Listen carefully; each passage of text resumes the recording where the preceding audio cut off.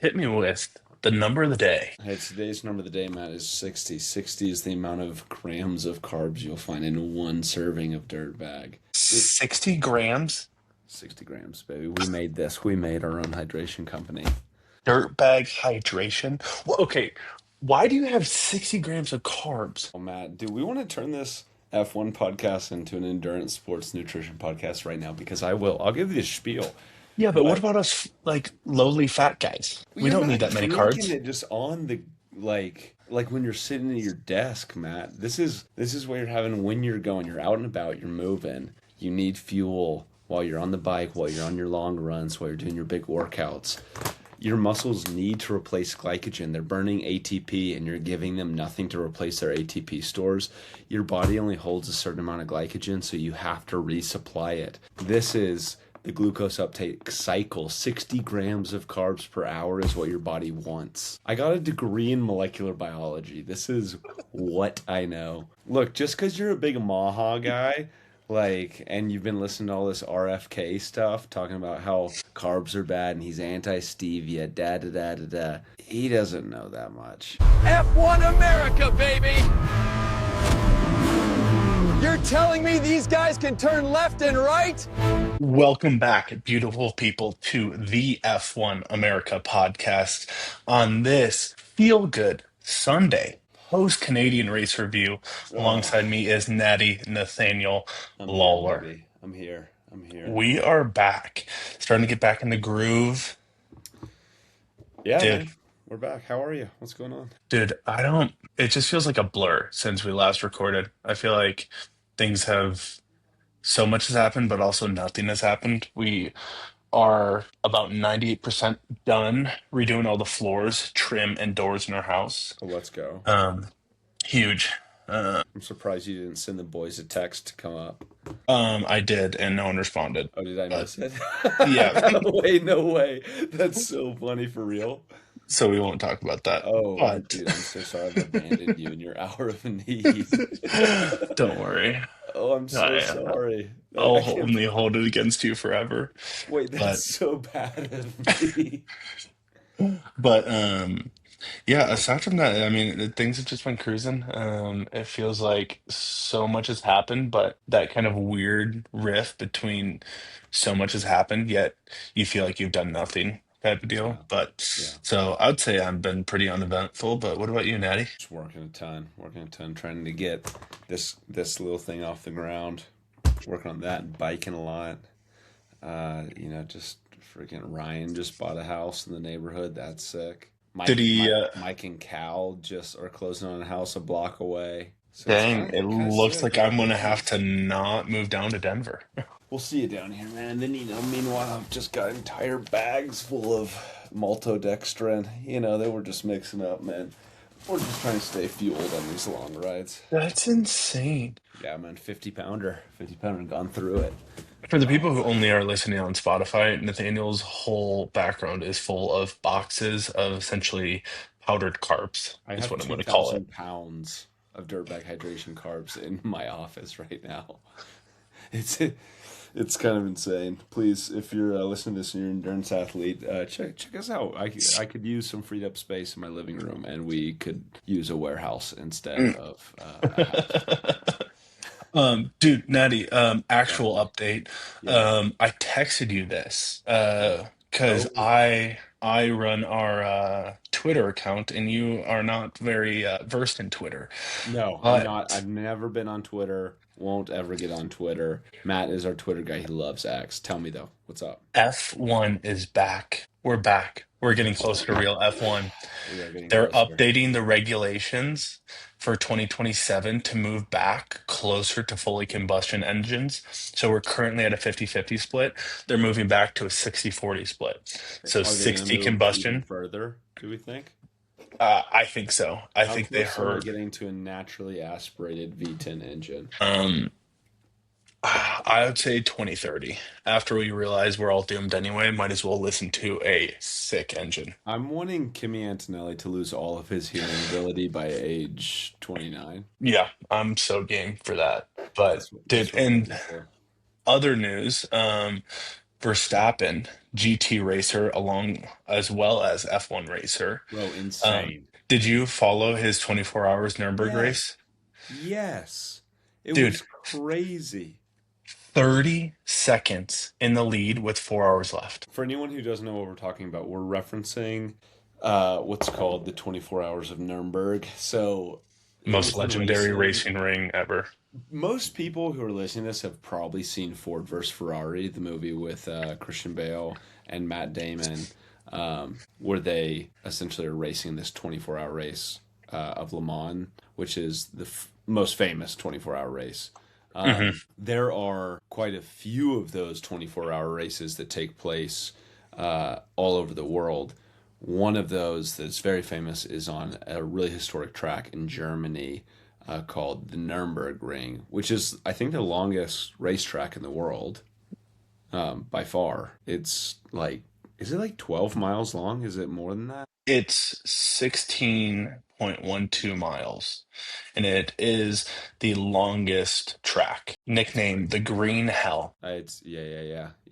I've got 15.75 miles. No, it's insane. It's so big. And like the hard part about that with these tracks and why what we're about to talk about is so like being so impressive, you're having to like memorize the whole track. And there's like hundreds of turns. It's crazy. But anyways, you're saying Matt Max raced in this. What happened? Tell me.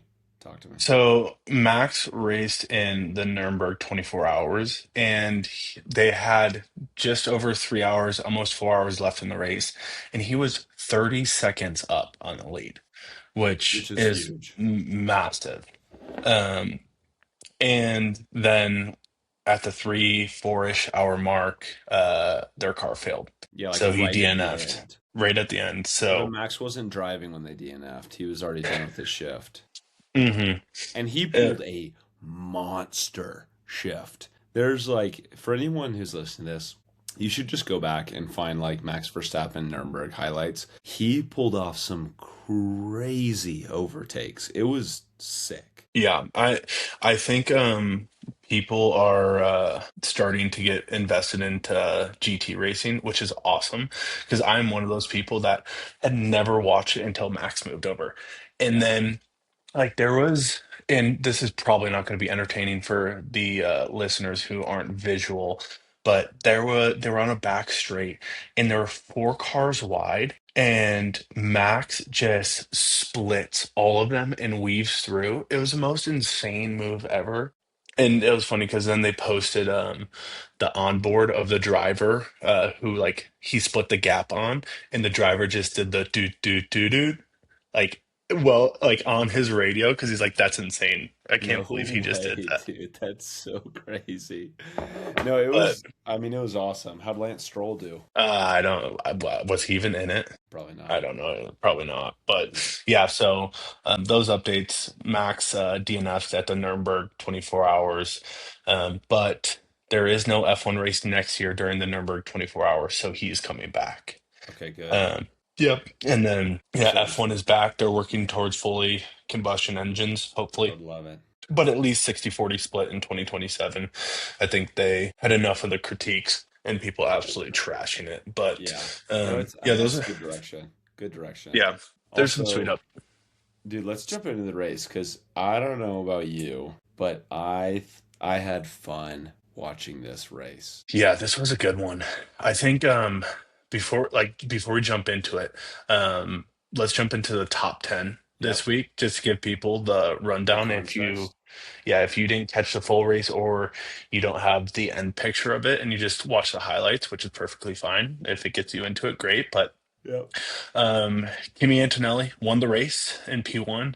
Lewis Hamilton, P2, Ferrari. Max Verstappen, P3, Red Bull. Charles Leclerc, Ferrari, P4. Isaac Hadjar Racing Red Bulls, P5. Franco Colapinto, Alpine, P6. Liam Crazy. Lawson, P7, Racing Bulls. Pierre Gasly, P8, Alpine. Carlos Sainz, Williams, P9, and then rounding off the last point is Ollie Behrman in the Haas. That is our top 10 this week. Yeah. Yeah. Honestly, kind of an unlikely top 10. There's some names that Hmm. aren't there, then some names that are there. And for anyone who watched the race, it was very eventful. I think what, six cars retired. Yep, six So, retires, five DNFs, one DNS. DNS did not start, and that was Arvid Lindblad, which I was gutted because he had a oh, phenomenal weekend. I know, I know. He had a sick Like he looks qualifying, but so his car good. just wouldn't start. There's I was some like electrical issue, I guess. I was so confused during the five Yeah, light start. Like it yeah. was for so long. It was like, are they trolling the drivers? What's going on? That was And awesome. like they all had the yellow flag on their steering wheel, which I didn't know because I just saw the five red lights. I was like, this is the longest wait. And I was like, Uh-huh. they're gonna catch someone. And then like 12 cars jumped, and I was like, Okay, and so for that, tell me, because run me through this. They have the yellow start because everyone puts their revs up, and if someone isn't able to put their revs up, do they essentially yellow flag it at that point? Like, yeah, I don't know. how did they know so fast? What I heard from the announcers Yeah, yeah, is yeah. that apparently like Arvid put his hands up or something. Apparently they knew Arvid had a problem with his Uh-huh. car. Uh-huh. And they noticed something, and I think that's when they yellow flagged it. And Yeah. from what I could tell is when the yellow flag displayed on their steering wheels and on the side is when everyone jumped and lurched forward because they're It was like a in their cue. head they're doing another formation lap. Yeah. But I don't know how they can tell, and I they guess because have to. everyone I think has to raise their revs on start, and so they probably if someone's not able to raise their revs, I bet they Yeah, just and it's for auto. sure a safety hazard because if Yeah. you Or have a just car that's runs into the not going to back. roll, it'd just be absolutely like chaos. Yeah, yeah. But Someone could like just ram into the back of our vet and like yeah, someone could just like perish. yeah, Um, but dude, perished. yeah, yeah, But absolutely yeah, perished. that was a first for me. I was so lost, and I I was know. like, I was "What getting is X? confused as well. What is happening?" Dude, yeah, amazing start. Lando Norris just jumped into the lead, and McLaren, from that point on, they no one could catch him. No one could catch him. This is when I check out of the podcast, out of Dude, it was. sheer shame and sadness. I look here. Here's what I appreciate. Let's give some context. McLaren picked this strategy because Canada is typically a And pretty they wet are race. known for having the best strategies every Oh, single race. the greatest. Nobody has better strategies than us. No, freaking McLaren. I love Canada because it is a wet race typically. It was raining before the race. McLaren gambled. It was also really cold, so McLaren gambled that the track would be wet and then the rain could continue, so they went on inter tires, really gambling.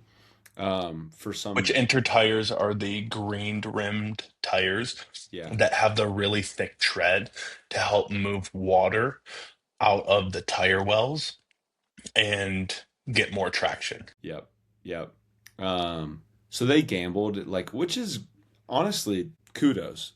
Yeah, I, respectable. yeah, I'm like kind of down for that. If anyone remembers 2 years ago, like it was a wet start as well, and I think about 2 years ago at Canada, Kevin Magnussen was on full wets when everyone else was on inters, and he I think gained 8 spots in the first lap Hmm. like Hmm. because they gambled they went like a direction and so I can have a lot of respect for that. I thought that was actually pretty cool that But McLaren just where they're absolute idiots is we had another formation lap where they could yeah, have gone in to change their tires and taken a hit right off the start, but be able to make up places later in the race, especially if there's a safety car, which there was. And they just decided, no, let's go on with the inters. And then what was it, like five laps before they pitted Norris, if that? no, yeah, Piastri, they pitted him after the Like first right lap, away. and then I think Yeah, he Norris was was like done. He's fourth. like, this is stupid. Yeah, which I mean, bad luck, not a lot you can do. Norris ended up leaving the race anyways for mechanicals, so I mean that sucks. Oscar was absolutely ramming everyone. He was Like so I love it, pissed Oscar. He just makes chaos. dude, it was crazy. So I don't know, bad weekend for McLaren. But weather's so hard to predict, even in this day and age. Like it really Dude, is. I woke up this morning in northern Colorado and asked here what the weather's like, and it said Yeah, 65 and cloudy. It was 84 today. dude, it's crazy. It's crazy. There was no rain in the forecast where Hope and I biked today, and we almost got obliterated by a thunderstorm. It was crazy. So yeah, I mean it's tough. They gambled. Sometimes those gambles pay off. Like there is totally a different world in which we're having a podcast today talking about how genius McLaren is for like making this gutsy strategy call, it paying off. They, tear out in front of the lead like and have a 20-second lead on everyone else in the pack. Like that is a different scenario and that has happened before. So they went for it. It's a Yeah. gamble, but it didn't pay off. Yeah, and as a McLaren fan, I was like, did you really need to take that gamble and double down on it? It's like you've been competitive all weekend, and granted, I Yeah. feel like they're still going to secure the like second in the constructors, and it's like I don't see much of a competition there unless you do weekends like this consistently. Yeah. But it was just odd. But dude, on the flip side, like that was a big whoa. But on the holy cow, good surprise, Yeah. freaking Alpine this weekend. Dude, out of nowhere. Olapinto P6, pure gasoline P8. Yeah, I feel I'm like this like, was Franco's like proving race where it's like, okay, you did pretty well. yep, you're actually you're better than Lance Stroll for sure. Definitely. Definitely. No, that was cool. Okay, but what I want to get your just like unfiltered reaction to the first, I think it was 33 laps of the race, and which mainly involved the battle between the two Mercedes. George. Yeah. So having George and Kimmy, just tell me what you're thinking. I loved it. I honestly loved it. I was like, this is actually really fun to watch. And part of me wanted to get mad that they weren't showing anything else in the race because Dude. I had no idea what other drivers were doing or what Yeah. was happening. But also, the other part of me is like, no, I don't care. This is awesome. It's like lap after lap battle. And Dude, I think the so good. part, like any other back and forth, like side by side racing might not have been entertaining, Uh, except Kimmy was making some wild dives and trying and then George multiple times I thought was way too Verstappen-esque and just shunted Kimmy off the road. And I thought that was just kind of George trying to be like the big brother bully and get away yeah. with it. Yeah, yeah, yeah. But I was like, it was so fun to watch. I Yeah, was to not provide mad some about it at all. context for the anyone who didn't see it, basically what happened is like the Mercedes got out in front early on, and for 33 laps they were racing within, I think they probably had like 6 or 7 lead changes throughout that time.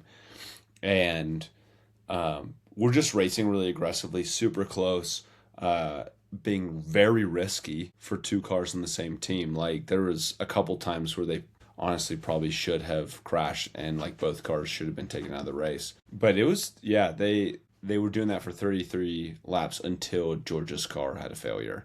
But I mean, tell Yeah. me, yeah, give me like how do you look at that when you think of like the state of racing right now in F1? Like did it make you more excited about kind of where we're at in the current state to see a battle like that, or like what were your thoughts? Yeah, kind of torn on it, to be honest, because Talk to part of me me. is like, that was like watching it was a lot of fun. And it was a lot of fun because at turn one and So, two, when bro, Kimmy kept so on trying fun. to take the outside on turn two, and then George continued to go wide and off the track at that back turn 10, where that like big horseshoe turn to before Yes. the straight. Yes. And it just kept making it interesting where the racing was awesome, but I think it was awesome because George kept on making mistakes because Kimmy was on him like no other. Like just every turn of the lap, Kimmy was like point 0.5 to point 0.8 behind. Um, the part that the racing was awesome. How do I justify that in the new regulations? I don't know. Because you could tell that they were deploying a lot of battery. What I Hmm. did like, and I don't know if you noticed this, but on that back straight before the S chicane for turns 13 and 14, in qualifying, a lot of people would lift on that back straight to deploy energy on the like pit straight to Hmm. get like a faster lap time. I Hmm. noticed Kimmy and George were not lifting. They were deploying until it's empty and then Yeah, just because like that's the kept overtake zone. Hmm. Like they So had to they cover off. So it was, I think that part, and maybe it was just the track layout that helped it because it wasn't Yeah. I didn't see a lot of lifting to generate charge. I feel like there's enough like shorter long straights, especially that like I think that was sector 2 straight before the turn 10 UE, Hmm. is there's not a lot of like passing opportunity there. So Yeah. it's like, but you're going fast and you can lift off on those quick corners before Yeah. that last turn. So I don't know. I thought that race was great, but I'll flip the question back to you, Natty, because Drop my them. initial thought was it was just the two Mercedes cars. I didn't see any other good fighting. So does that change the way you looked at it?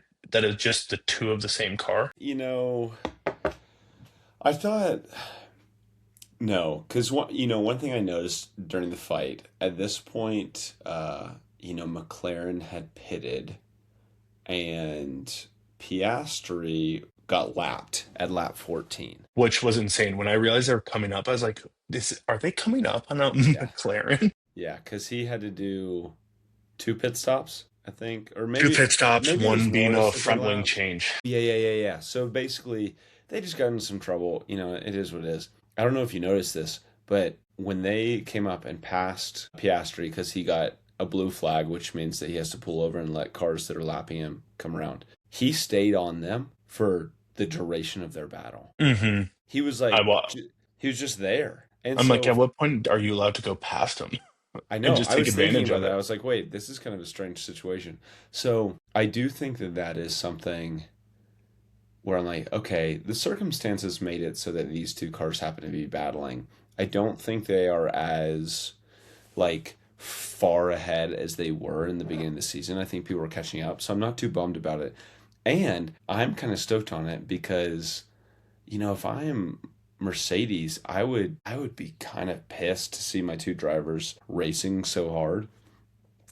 But as a fan, I'm like, man, the fact that they like made contact at one point going to the final Hmm. chicane, like they were just trading blows like crazy, and honestly, like George was kind of set up to be the number one driver, like in some ways going into this For season, sure. and Kimmy has just been laying it down, which is sick. So I'm like, I don't know. I think I'm just like stoked on the racing, stoked that Kimmy is actually like showing himself to be potentially a better driver at this point. Yeah. Um, I Yeah. was kind of a fan of the battle. I was glued. I was like totally glued to the TV watching. Yeah. And even, I guess, to rebuttal my own point is Lando had P1 of what would the race would have looked like if Yeah, they didn't have the strategy blunder.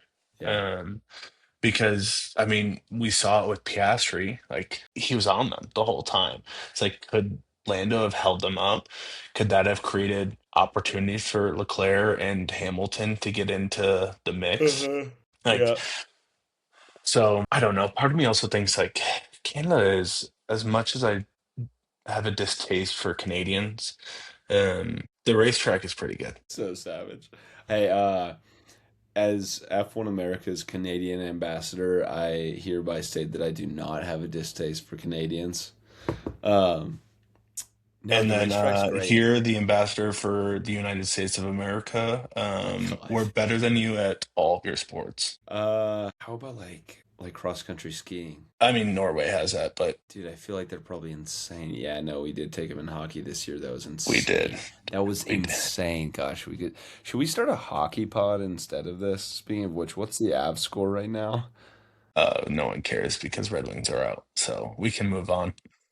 Hold on, quick check.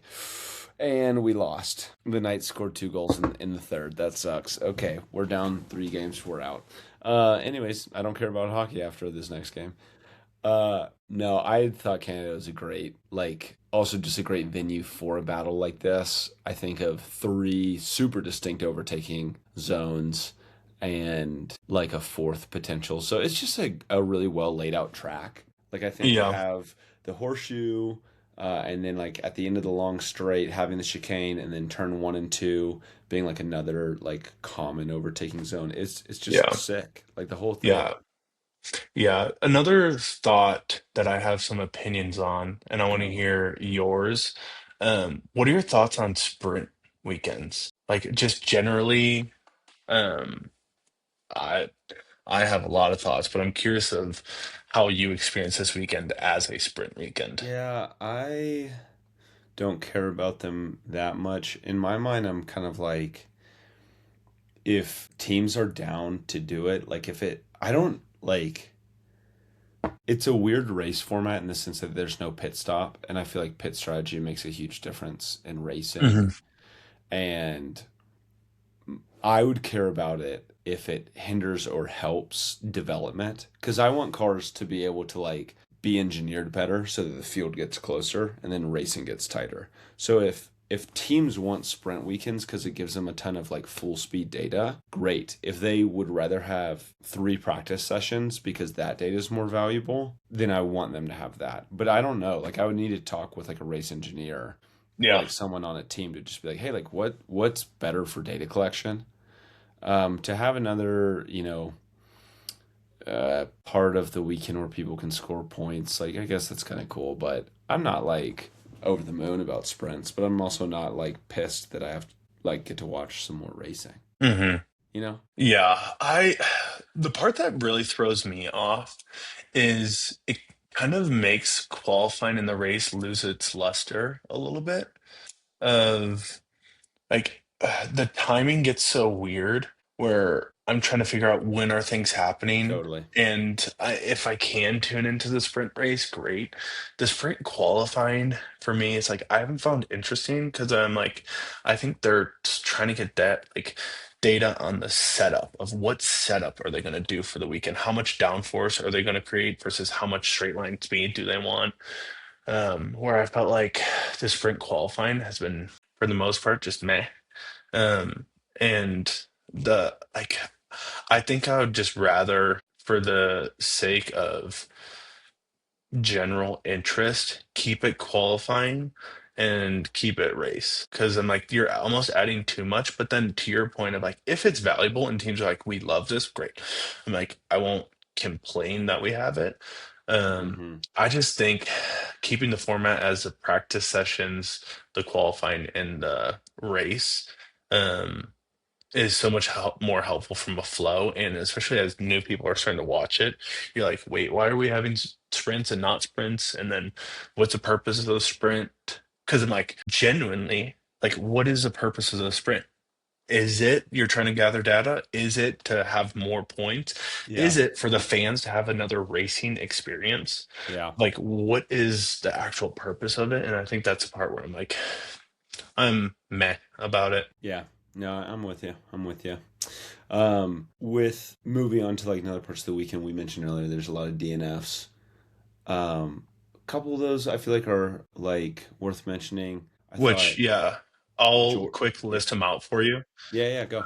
We had George Russell, Mercedes. He Yeah. DNF'd with, they think, either a gearbox or mechanical issue. Lando Norris, same thing, also notable. Lando Norris, McLaren, same Mercedes power unit. Um, Sergio Perez for Cadillac DNF'd. Fernando Alonso, so tough. Aston Martin Oh, DNF'd.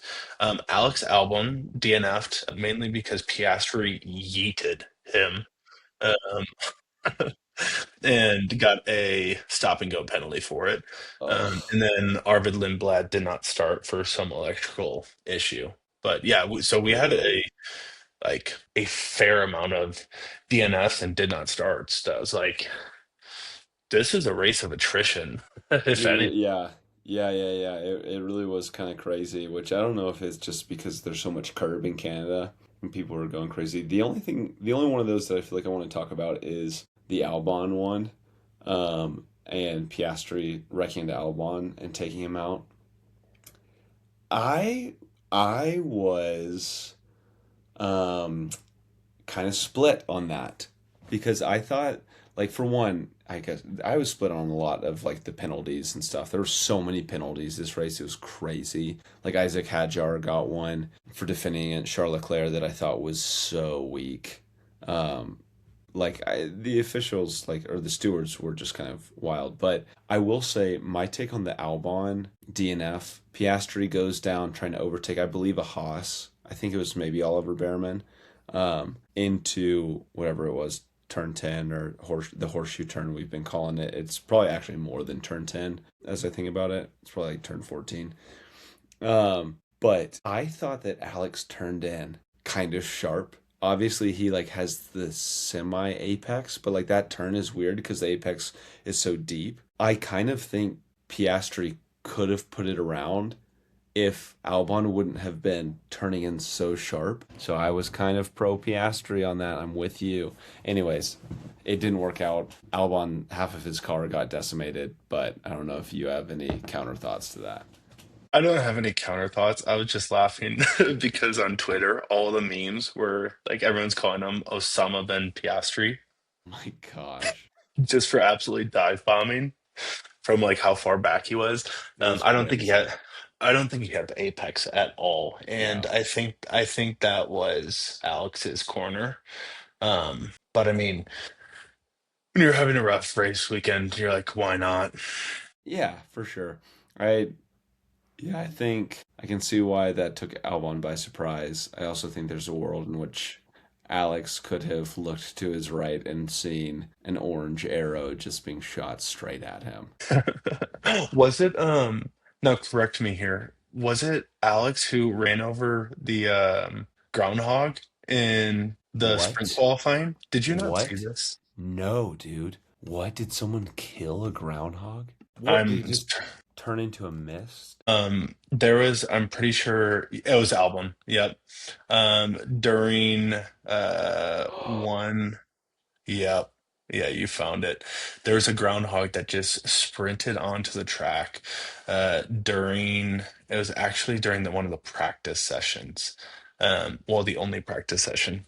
And you just see it scurry on, but when you're on board with Alex, you have no idea. You just see a blur, but then you like stop it, and the groundhog is just like my man was just trying to figure out if spring was coming around the corner, and then he Dude, just RIP. he just got cooked. Not even cooked. He got deleted. Eviscerated. Yeah, it Okay, and was. and wait, quote from, let's see. Hold on, what is this?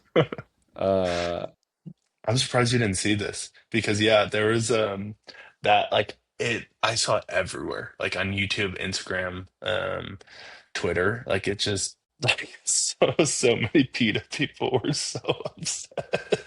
Wait, hold on. And, Apparently this happens all the time at Canada, I'm realizing. yeah, because there's so 2025, a quote from Hamilton. I got a good start, held position. I was holding onto the group and managing tires while I was feeling optimistic, Hamilton told Sky Sports. I didn't see it happen, but I heard I hit a groundhog, so that's devastating. I love animals, so I'm so sad about it. It's he knew he hit it. It's like I can't do anything. I'm going 180 miles an hour. What do you want me to do? Swerve out of the way? That's insane, dude. Wait, that's crazy that that's like a reoccurring problem. Oh my Yeah, gosh, Groundhog got cooked. yeah. I guess I should have led with that. I just assumed you saw that one, but I it did was not during know that. FP1, so you didn't Oh get a my. chance. Okay, the The fact that poor, that isn't your loser of the week is crazy. Because that's an obvious one. Oh, so funny. Oh, yeah. So Alex got cooked in practice. Team poor had to guy. rebuild the car, and then got cooked by the orange arrow, whatever you want to call Oscar, Osama bin Oscar, or whatever. Crazy, crazy. But Okay, let's push on.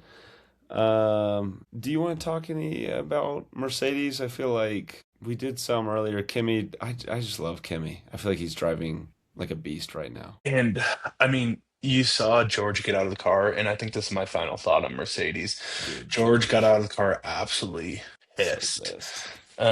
which is so fair. And like I talked about in our previous podcast, it reminds me of Lando's first attempt to get the drivers' championship. I think, and I'm very convinced that this is going to change later in the season when Kimi realizes that this is very plausible that he can win it.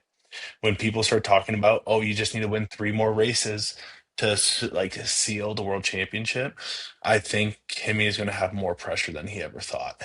But right now, I think George has the heavy pressure because he realizes that this is his year to be a world champion because he has the best car, hands down, Yeah, and, probably his only year. and arguably is a better driver. But I mean, at this point, I am on Team Kimmy over George. Yeah, yeah, yeah. I Aside mean, from Kimmy's so wholesome. that, just a little kid. Just a little Italian baby. Yeah, just a little Italian baby that has some warrants out for his arrest in Florida because he drank underage on TV. Yeah, look, we saw it. We know. I'm gonna get a badge and I'm gonna arrest him when we see him in a Grand Prix. But yeah, I think George feels it now because he realizes already, and I think that's just him being a veteran. I think Kimmy's just a happy little boy who is Yeah. winning races for the first time ever in Formula One. And I think he has no conception Uh-huh. of winning the world championship Dude, yet. part of me would love for him to win. Like even if like it would suck if Mercedes is so standout dominant this whole season.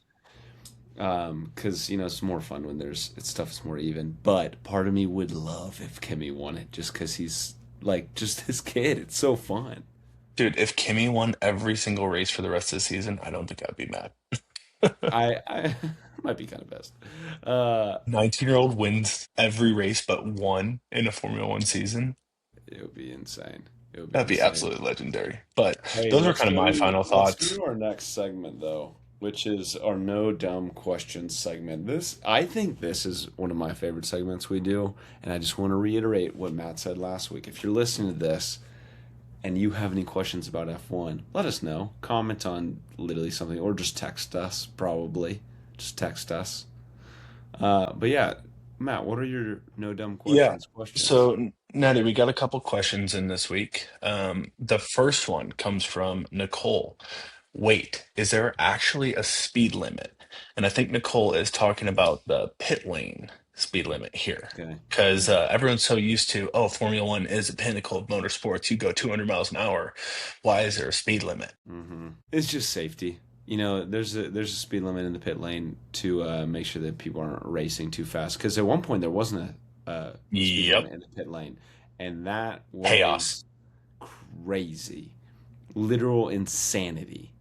Yeah, if you go back and look at some old school videos of F1 when they could fuel up cars in the pit lane and when there was no speed limits in the pit lane, you're thinking, how did Anyone someone not die survive? every single race? It was insane.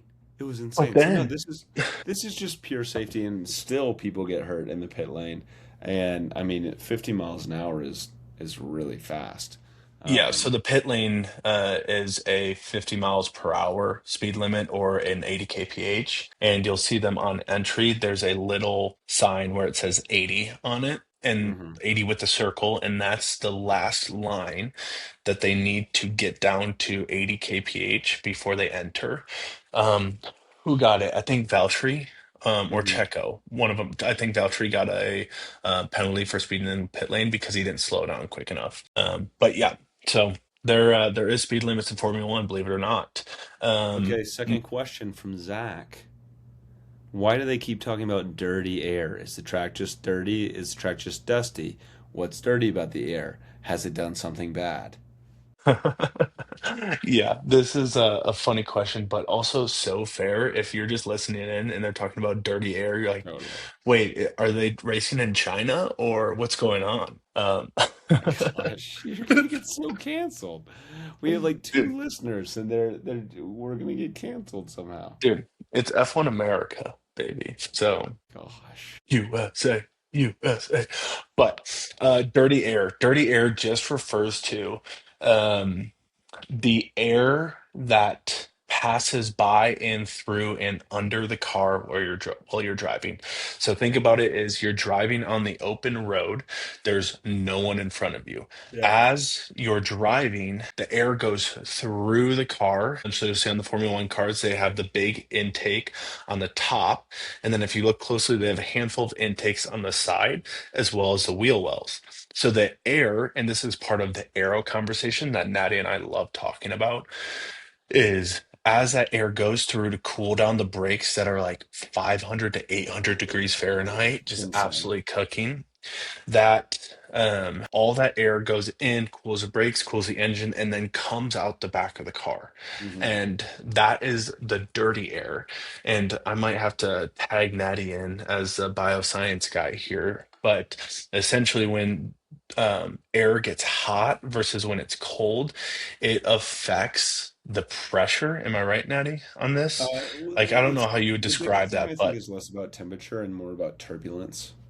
So, like when you think about, yeah, it's really more about turbulence versus temperature. But what Matt's saying is air is exiting the car, and the way that it's exiting the back of the car is different than the way that just still air would move over the car as it's moving forward. So if air is exiting out of the back of a car, it's like, you think of like little whirlpools in uh, like a river, or you think about when an airplane like sets down and there's smoke from the tires, and then you see the smoke do a bunch of stuff like behind the airplane. All of that air is moving in turbulence. So when the next car comes around it, it's moving over the aerodynamic elements of that yeah. car in an unpredictable way.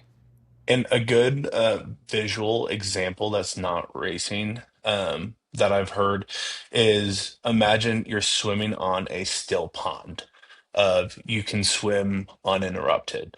But then if you get thrown behind a speedboat and you're trying to swim in that speedboat's wake, Hmm. it's a lot choppier. Your form Totally. gets messed up, etc. It's the same way as when you drive behind a car, that choppy air means less grip on the tires, and it's just harder to get that perfect form and moving Totally. forward. Totally. No, But that's the right answer. So that's all. Yeah, Natty, it's just turbulence. Turbulence is what you got to think about. but great question, Zach. Appreciate you sending that one in. Love Last you, question sir. comes from Ryan. Mm-mm. If these are the best drivers, why do they need a DRS or boost button to pass someone? Man, that's an interesting one. I might defer to you to this one because I feel like I lean more of like this is just like political in some ways. It's like giving cars an advantage when they're behind so that overtaking can be more likely. You're essentially just like giving someone an extra like bit of speed so that they're more likely to overtake, so that racing's more entertaining. Because although these are the best drivers in the world, the margins between these cars are small, and overtaking can then like decrease. And so you're trying to say, hey, how do we make racing exciting? We increase the margins of speed, and then more overtakes can happen. Yeah, I honestly think you hit the nail on the head there. Yeah. Is I think it's more for an entertainment side because if you can give an advantage to someone who's at a little bit of a disadvantage Yep. to even the playing field out, you get better racing. And I think like these are 100% the best drivers in the world, minus Lance Stroll. Um, like you look at sorry, I had to. You look at GT racing and Max Verstappen, who is arguably the best driver in Formula One to date. Arguments there. No, I acknowledge that. But you look at him, put him in a GT car, which all those cars are virtually similar with just different engines and different aero designs. So it's everything we want Formula One to be. And Max is winning races by minutes and like 30 seconds. Like they're like he is crushing people. Hmm. So it can get very boring pretty quickly. So I think it's strictly for an entertainment Yeah. perspective for the Which audience. which But is good. It's like how do we make racing as even as possible in a racing format that doesn't have stock cars? And I'm like, that's great. yeah, and I people get have that. wanted to do the reverse grid thing where you put Insane. the worst cars at the front, and it's like it would create absolute chaos, but it's stupid. Like that's not the point. Is you can have It's a in, shitty car and stay competitive. It's like you don't deserve to stay competitive if you have a shitty car. no, it's Like you insane. get allotted time that other teams don't in the off season to build a car Yeah. when you're the shitty team. So, Which is hilarious um, because then all of a sudden, like if you did reverse grid, like what's going to keep any team from just like going as slow as they possibly can? in qualifying. Yeah, yeah. So, Natty, moving on. Those were the end of our No Dumb Question segment. If you have questions, hit us up on Twitter, on Instagram, leave a comment. Or if you're our five consistent listeners, shoot us a text. We would love to help you through your Formula One journey. Ask the questions. We'll explain it to the best of our abilities. But moving on, Natty. Talk to me.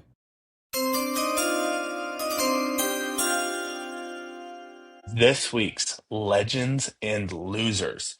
Natty, starting with your Legend of the Week. Who's your Legend of the Week? This one was easy for me. I was in awe while I was watching this race. I paused, rewound, watched this moment again and again and again. My Legend of the Week is the particular safety marshal who was on the last turn of the racetrack.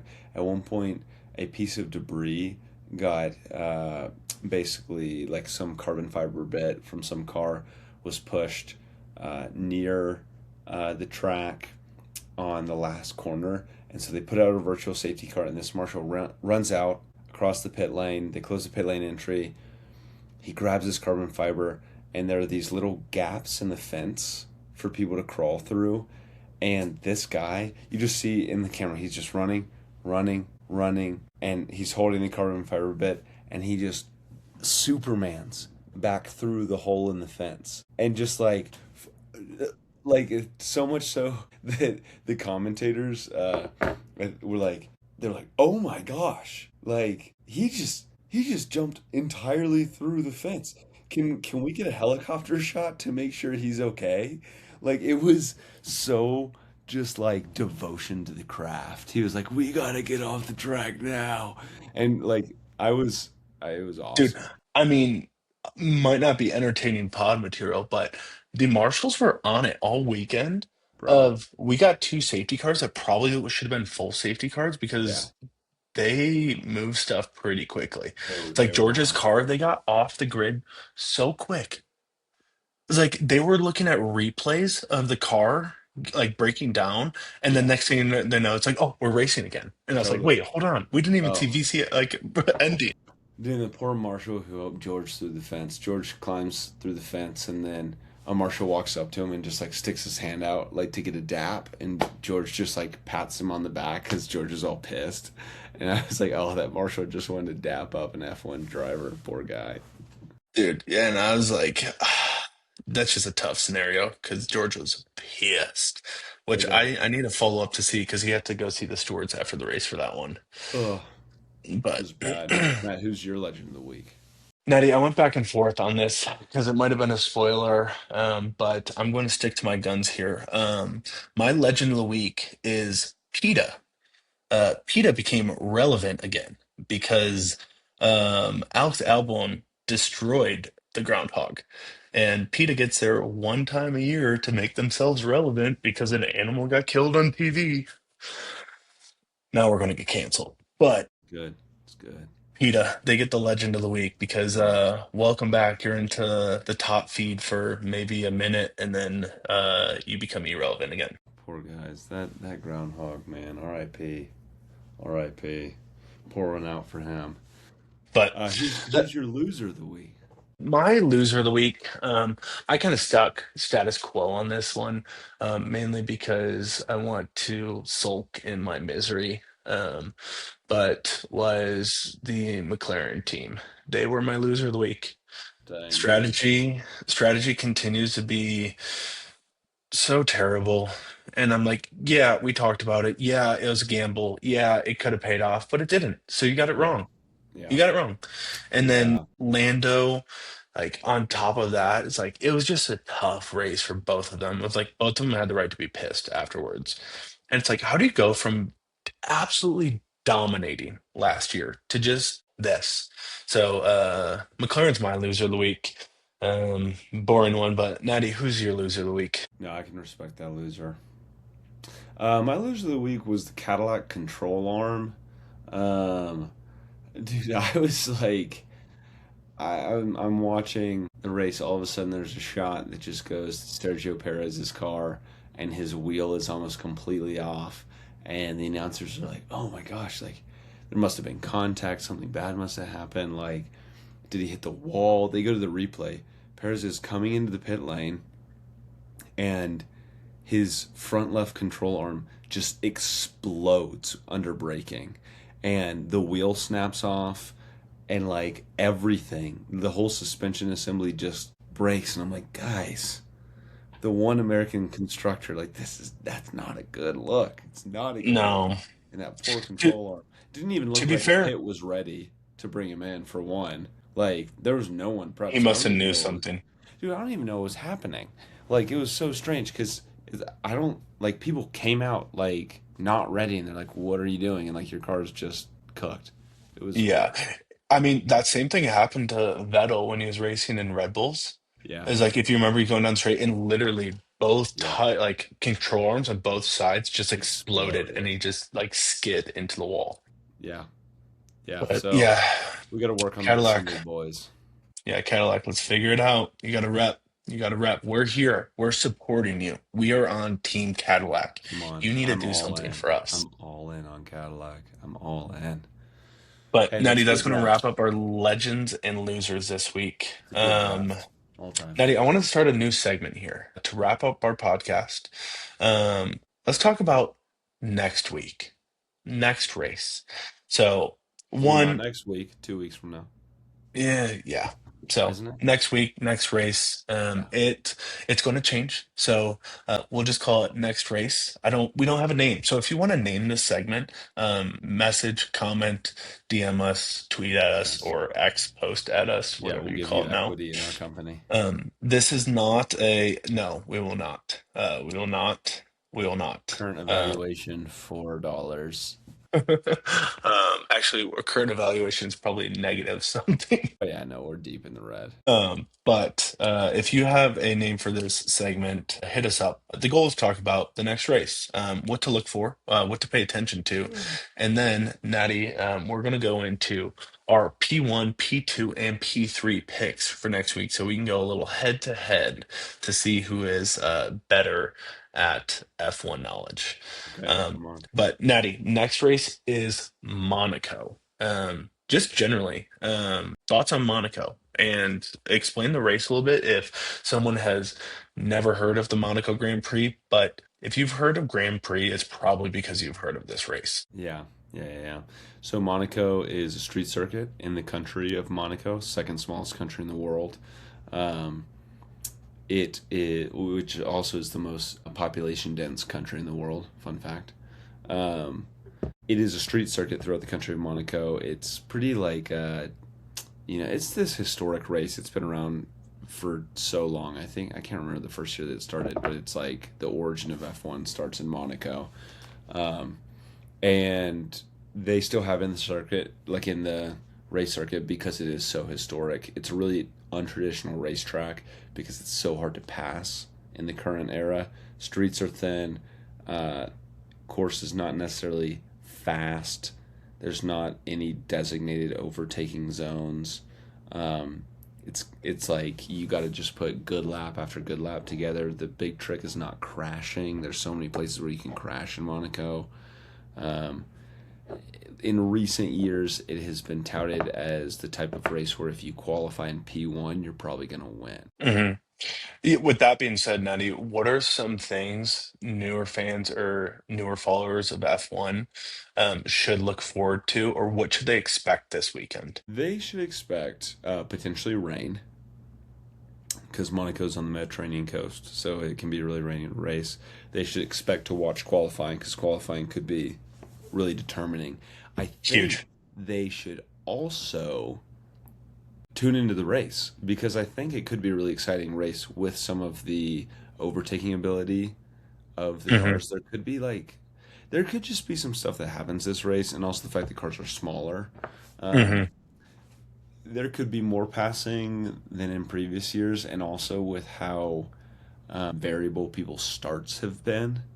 Uh, Dude, P1 is because not that turn guaranteed one, yeah, turn one in Monaco is what defines who's going to win the race. Oh, historically. often. Often, yeah. unless something insane happens. But yeah, I'm just going to reiterate your point is qualifying is going to be the most fun part of this weekend. Hopefully not, but it's typically the most fun part of this weekend to watch. And Charles Leclerc usually dominates qualifying. And for those who don't know, Charles Leclerc is a Monegasque driver, so he is from Monaco. Mm-hmm. Is their car actually going to be good enough to do it? I don't think so. But like Leclerc has gone from absolute curse to absolute curse to absolutely dominating. I mean, I was it 2 seasons ago when he had pole position and then crashed on his like last attempt and then couldn't start the race the next day. Brutal. But yeah, so Brutal. qualifying is huge. It's also just a huge spectacle. It's like you're going to Yeah, it's see so cool. many famous people. You're going to see so much money thrown around. You're going to see absolutely absurd yachts. And Natty, while I'm talking about this, could you look up how much it costs for a boat slip at the Monaco race? Because there's like the harbor right outside of the racetrack and behind the pit straight and the main chicane. You can host up in a boat. Typically, it's a yacht, not a boat, and watch the race. And watch is also a strong word, but like these are multi-million dollar yachts just for the yachts. But Natty, how much is a slip? Yeah, we're looking from anywhere from $20,000 to $500,000. My God. Just Just that's a parking just spot, for a the parking week. spot, Just a for the parking week. spot to not even like be Yeah. able to fully watch a race. Yeah, you can't fly. It's just to have your boat there. Dude, where How hey do we Jeff get in that? How do Bezos. we get in that business of renting out some port space? Seems to be pretty Um lucrative. I think I need to DM Jeff Bezos and just ask him, hey, can you hook us up, por Can we? favor, Yeah, can we pull up? That'd be sick. please? But Be yeah, sick. aside from that, Natty, anything else you think people should be looking out for Monaco race?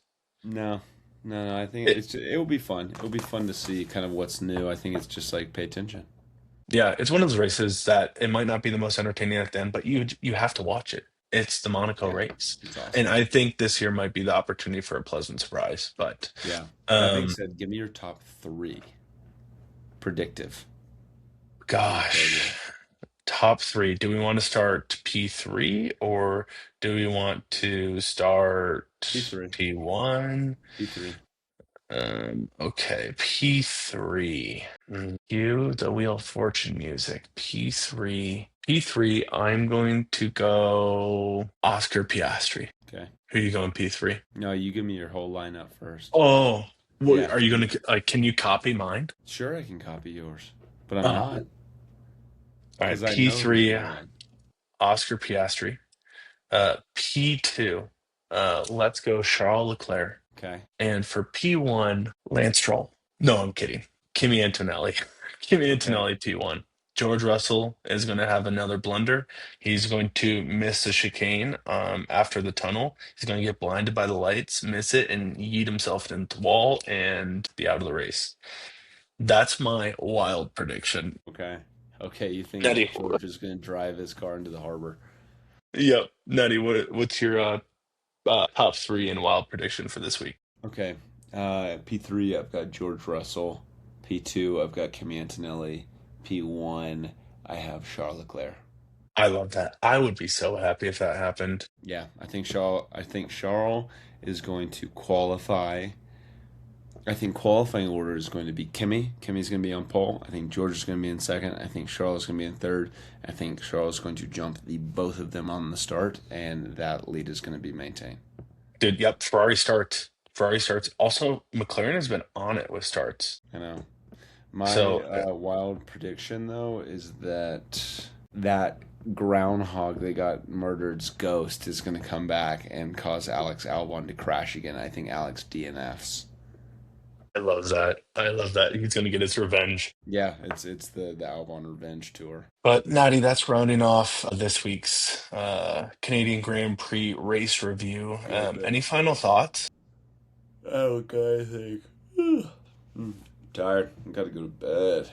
That's my Dude, final thought, man. No, hey, It was a good Canadian race weekend, though, man. It was good. We need some applause. We officially hit the double digits in podcast recordings. We did it. We did Yeah, it. F1 America. F1 America, baby. You're telling me That's these so boys can sick. turn left and right? That's so But sick. until then, we'll catch you at the Monaco Grand Prix race review. Follow us on X, follow us on YouTube, Spotify, Apple Music, wherever you listen to us. Engage, shoot us comments, shoot us posts. But until next race, we will see you then. Goodbye. Bye.